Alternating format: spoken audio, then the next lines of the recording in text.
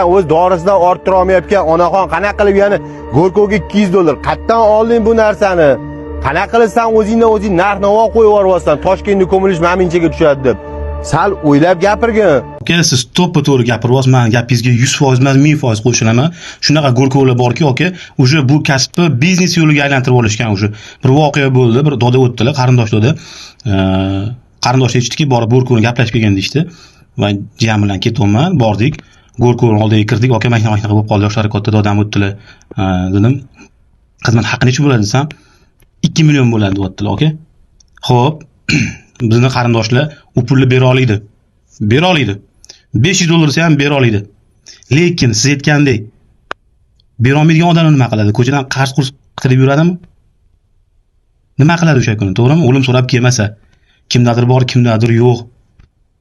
Keyin voqea bo'ldi, ko'mildi, ta'ziyalar o'tdi, ma'rakalar o'tdi. Bir doda borlar ishxonada, otalari ham Go'rkov bo'lgan, o'zlari ham Go'rkov bo'lganlar, hozir Go'rkovlik qilmayapti, yoshlar katta. Shunaqa voqea bo'ldi.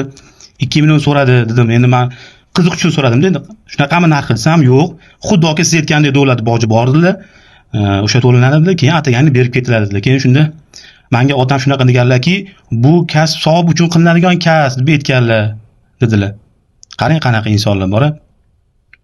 Men hammaga emas shunaqa odamlarga murojaat qilardim Go'rkovlarga. O'sha nagli unaqa katta pul so'ramaylar, iltimos, sharoiti borlar bor, yo'qlar bor. Avvalambor hammamizga insof bersin. Hammamizga insof bersin. Demak, shunaqa Go'rkovlar ichida ham shunaqa bu ishni biznesga aylantirib olgan insonlar ham bor ekan.